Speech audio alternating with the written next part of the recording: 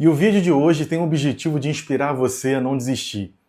Eu estou aqui para te contar todos os milagres que Deus fez na minha vida em relação à minha trajetória de concursos e com certeza isso vai impactar alguém a continuar essa caminhada a despeito das dificuldades. Eu me chamo Bruno Mendes Cordeiro, sou analista do Ministério Público Federal e já fui analista judiciário do TRT, agente administrativo do Ministério do Trabalho e aprovado em diversos concursos como OAB, habilitado no ENAM.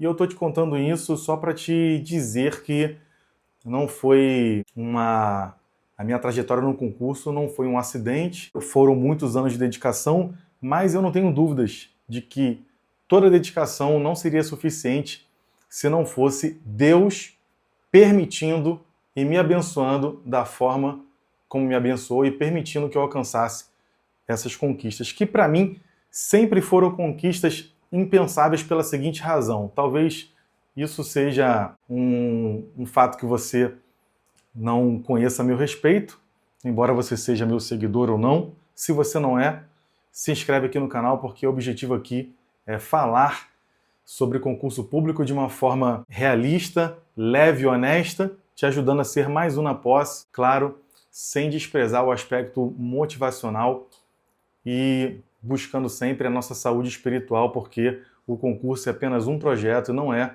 a nossa vida. E eu não vou editar esse vídeo, é uma conversa, eu preciso te contar alguns testemunhos de milagres que aconteceram na minha vida, porque o meu propósito não seria cumprido, não estaria sendo realizado de forma satisfatória se eu não conversasse isso. Ó, tô aqui numa cadeira diferente, você pode olhar nos outros vídeos, de uma forma bem confortável, porque bate-papo como se nós estivéssemos juntos aqui no meu estúdio conversando sobre isso. Em primeiro lugar, quem eu era? Eu fui um aluno indisciplinado que decepcionei repetidamente a expectativa dos meus pais e talvez, olhando para a minha trajetória estudantil, eu não tivesse qualquer perspectiva de conseguir passar em concurso público, porque nós sabemos que é algo difícil, sejamos realistas. São diversas etapas e que cada etapa você precisa ter resiliência para vencê-la, desde a decisão de iniciar esse projeto, de passar em concurso, passando pela preparação, passando pela véspera da prova, porque se você não estiver bem um dia antes, pode ser que todo o projeto seja prejudicado. Se você não chegar a tempo na prova, se você não pagar a inscrição, se não tiver dinheiro para pagar a inscrição, se você não fizer uma boa prova, se você perder o transporte para chegar na prova, enfim, são inúmeras coisas. Além disso, ainda que você vá bem na prova, ainda tem que contar com a possibilidade do concurso ser anulado. Enfim, concurso público é algo difícil, você sabe do que eu estou falando. Eu conheço as suas dores. Fui um aluno muito irregular, mas quando eu entrei na faculdade de Direito, eu resolvi estudar, porque realmente eu me identifiquei com a matéria e percebi que havia ali uma chance de recomeçar. Eu me formei no ensino médio por meio de um supletivo. Eu fiz primeiro, segundo e terceiro ano num supletivo de 1 ano e meio, num colégio particular. Eu estudei no Colégio Militar do Rio de Janeiro, repeti de ano 2 vezes, além do Colégio Militar, uma vez, outra vez em outra escola. E a minha vida era muito bagunçada e não tinha perspectiva. Eu era um mau elemento que não tinha perspectiva de ser alguém na vida. E para você entender, todos os concursos que eu passei, com exceção do Ministério do Trabalho, eu já trabalhava 8 horas por dia, já tinha família constituída, então eu sei o que é estudar sob pressão e sei o que é o esforço de trabalhar e estudar. Mas uma trajetória em especial marcou muito a minha vida, que foi a trajetória de posse no TRT da 8ª Região, como analista judiciário da área judiciária. Olha só como é que a gente está conversando. Vou tomar uma aguinha aqui. Primeiro ponto é que quando eu fiz a prova, e eu fiz essa prova em Belém, eu fiquei hospedado na casa de um colega, na casa de um amigo, melhor dizendo, um grande amigo, e na segunda-feira posterior à prova, ele me levava para o aeroporto e a gente estava com um horário muito tranquilo, sem trânsito na cidade, estava tudo em ordem, quando de repente eu olho para o relógio e já percebo o horário, assim, desesperadamente próximo do voo. E aí eu falei com ele, cara, a gente tem que sair, vamos correr porque tá perto do check-in e eu vou fazendo check-in no caminho. Quando eu fui tentar fazer check-in pelo celular, o sistema estava fora, o tempo foi passando. Quando eu consegui fazer check-in, deu check-in fechado. Tentei argumentar no balcão e você sabe que não tem conversa quando encerra o embarque. Não tem chororô. Perdi o voo, que no caso era Belém, Rio de Janeiro, e sem qualquer motivo aparente, eu perdi esse voo de uma forma assim inexplicável. E aí eu fui ao balcão da companhia aérea para tentar remarcar, tentar ver se eu conseguia mitigar esse prejuízo. Na verdade, não tinha como. Tinha que comprar uma nova passagem, comprei uma nova passagem para o dia seguinte, aí você imagina o valor de uma passagem Belém-Rio de Janeiro comprado na véspera. Então foi, se eu não me engano, na época, R$ 1.500, um valor muito alto, ainda mais para mim que contava assim, as despesas para viajar, para fazer concurso, era algo muito justo, algo muito contabilizado. E aí eu lembro que o meu amigo me falou o seguinte, Bruno, cara, quando essas coisas acontecem sem a gente entender, essa é a aprovação da tua aprovação. Isso me marcou. Eu lembro que a gente ficou, de um dia para o outro, a gente me fez companhia, a gente ficou assim, cara, um clima de luto, aquele clima assim de, poxa, que coisa horrível, perdi um voo por incompetência minha, porque eu negligenciei o horário, tive um prejuízo enorme, não sei nem se eu vou passar nessa prova, enfim. E houve uma época, esse foi o primeiro aspecto dessa trajetória envolvendo o TRT-8. Houve uma época em que eu era agente administrativo de um órgão do Poder Executivo Federal e houve, pela primeira vez na história, um concurso de remoção. E nesse concurso de remoção, eu lembro que o superintendente liberou todos os auditores fiscais, que eram cargos relacionados à atividade de fim, mas não liberou, depois de encerrado esse concurso de remoção, e todo mundo já sabendo para onde que tinha sido removido, não liberou os agentes administrativos. Eu era agente administrativo, que eram cargos relacionados à atividade meio.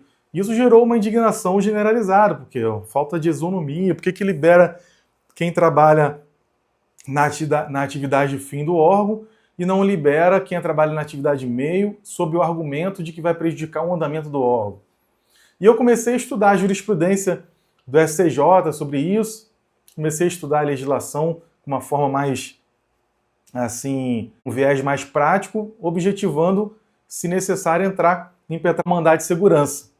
E aí eu estudei tudo sobre o tema, tudo. E quando eu fiz essa prova do TRT-8, que foi organizado pelo Sebrasp, essa prova tinha como fase discursiva um estudo de caso. E todo mundo, obviamente, uma prova para Tribunal Regional do Trabalho, todo mundo espera que venha uma abordagem relacionada ao direito do trabalho ou ao direito processual do trabalho. E para surpresa de todos, a questão discursiva dessa prova era uma questão de direito administrativo e o tema era justamente remoção, as espécies de remoção e o entendimento do STJ sobre a remoção do servidor público federal. Eu simplesmente sabia tudo sobre a questão, gabaritei a questão, fechei a questão, 40 de 40 pontos. Eu tive um desconto de 1/100º relacionado ao erro ortográfico, mas o gabarito do padrão de resposta foi 100% correto. E isso fez com que a minha colocação disparasse, subisse muito, porque na prova objetiva eu, de fato, não estava muito bem. Plantei uma boa aprovação com uma classificação excelente. Contudo, eu vivi aquele colapso financeiro da Justiça do Trabalho, em que as nomeações foram brecadas. Saiu uma resolução do CSJT dizendo que não era para nomear, a não ser que fosse uma vaga que não gerasse despesa. Ora, então, a pessoa, se o servidor falecer, o que é uma vaga que não gera despesa? Se ele não deixar pensionista, aí pode repor aquela vaga. Se ele gerar pensionista, não pode. Então, o servidor se aposentar, gera despesa, então não pode nomear outro no lugar dele. Enfim, isso foi muito ruim para os concurseiros da época e isso fez com que as nomeações literalmente andassem de forma muito lenta. E aí, os 4 anos, 2 mais 2, foram passando, a lista de analista andando muito vagarosamente, até que veio a pandemia e esse prazo foi suspenso, foi congelado, o que permitiu que houvesse mais chance de nomeação para aqueles candidatos. Até que eu recebi um e-mail perguntando quais seriam minhas pretensões de lotação, caso uma nomeação acontecesse logo em seguida. O TRT-8 tinha como procedimento perguntar se o candidato quer ir para aquela localidade onde tem vaga aberta, porque caso ele não queira ir para determinada vara do interior, pode ser que um candidato, numa colocação posterior a dele, queira ir para aquela localidade, então aquele candidato que não quer ir, ele fica aguardando o local da sua preferência, e aquele candidato que está depois dele, que se não tiver problema nenhum de ir para o interior, ele vai ser nomeado antes. Mas aí, assim que surgiu uma vaga para aquele lugar, por exemplo, para Belém, e o candidato só quer ir se for para Belém, ele seria nomeado com preferência em relação aos demais. E, obviamente, eu recebi aquele e-mail e coloquei as 20 localidades para que minha nomeação acontecesse. Faltava exatamente um mês para o concurso expirar. Já contabilizado o prazo de congelamento decorrente da pandemia. Faltava um mês. E aí, a gente recebeu um e-mail com diversos possíveis candidatos. E eu lembro de ter ligado para o tribunal e perguntado, olha, quantos vão nomear? Quantos serão nomeados? O tribunal me informou, tem 5 vagas para a JJ. Olha só isso. Só que perguntaram para 8. Desses 8, eu era o 6º. E eram 5 vagas. Então, o que eu fiz? Fui correr atrás da pessoa que estava em 5º nessa convocação específica. E aí, pesquisando sobre essa pessoa, eu descobri que essa pessoa era servidora da Justiça Federal de uma vara do interior do Amazonas, numa cidade chamada Tefé, num município chamado Tefé. E eu tinha um amigo da época de estágio que era oficial de justiça da Justiça Federal de Tefé. Eu entrei em contato com ele e falei, fulano, você conhece fulana? Porque eu queria saber se ela vai tomar posse no TRT-8, no cargo de analista, porque caso ela não tome posse, eu vou entrar nessa próxima convocação. E aí ele perguntou, conhecia ela, conhecia o marido dela, e ela disse, não, pode dizer para ele, para arrumar as malas, que ela não vai tomar posse, porque se tomar posse vai separar o casal e não vai tomar posse. Eles já brigaram tanto para estarem juntos. Aí beleza, se passou uma semana, se passou 2, ela tinha prometido que ia entregar o termo de desistência, não entrava com o termo de desistência, e aí perguntei de novo para ele, fulano, eu sei que é chato, mas pergunta de novo aí por que ela não entrou com o termo de desistência. E aí a resposta já foi diferente, ela disse que estava repensando e que não tinha tanta certeza se iria desistir. É o meu Senhor Jesus, e agora? E aí comecei a pedir a Deus, meu Deus, faz algo, o concurso vai expirar, faltam poucas semanas para o concurso expirar, e eu dependo de um milagre aqui para ter chance de tomar posse nesse concurso. Resumidamente, ela não entrou com o termo de desistência, deixou passar o prazo de nomeação, mas logo depois, graças a Deus, eu fui nomeado. Eu lembro desse dia. Eu lembro de ter abraçado minha mãe, fui nomeado, cargo de analista, que eu queria tanto. Só que a luta ainda não tinha terminado. Eu já tinha adiantado alguns exames nessa expectativa de ser convocado na próxima convocação e adiantei diversos exames de saúde porque a lista de exames médicos era enorme. Quando fui nomeado, fiz os exames restantes que faltavam e muitos exames de sangue e tive a seguinte preocupação, olha, eu vou pegar meus exames e vou levar até um clínico geral, um médico clínico geral para analisar se está tudo certo.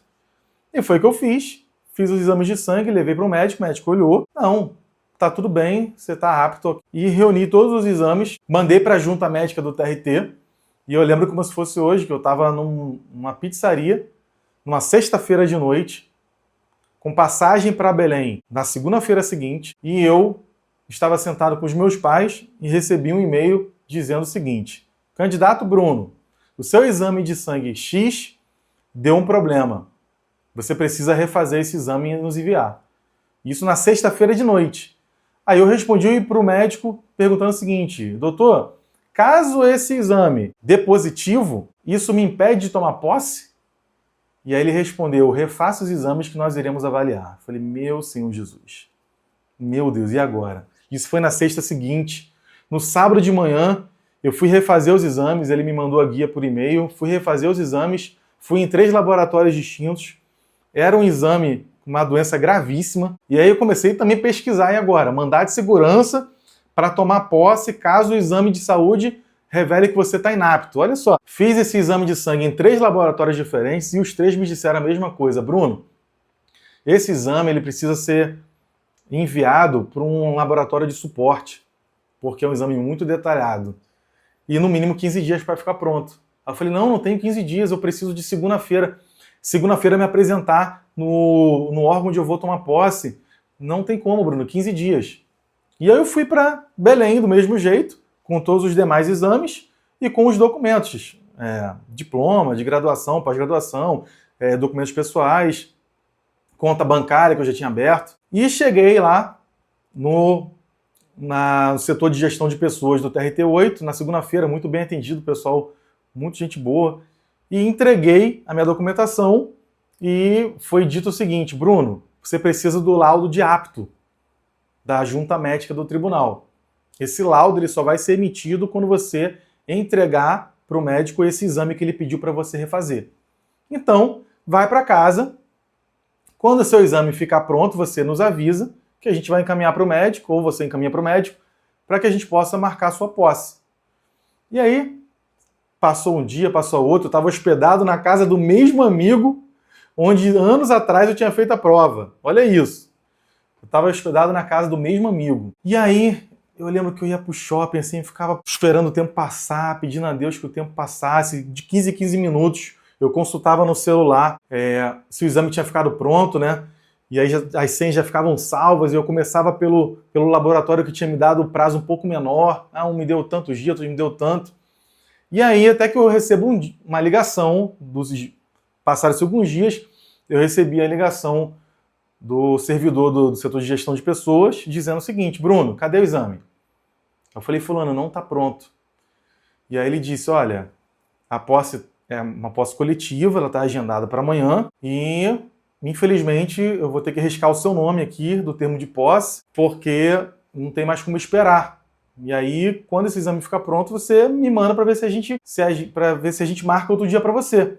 Só que, gente, eu precisava de 2 coisas. Eu precisava que o exame ficasse pronto, mas que não somente ficasse pronto, eu precisava que a doença, que o exame desse lá negativo, que eu não tinha aquela doença. E aí, quando eu recebi essa ligação, eu já estava no auge do estresse emocional. Assim, você imagina você estar num lugar longe da sua casa, prestes a tomar posse num cargo público que você está há anos estudando para aquele cargo, e um exame de sangue simplesmente colocar tudo a perder.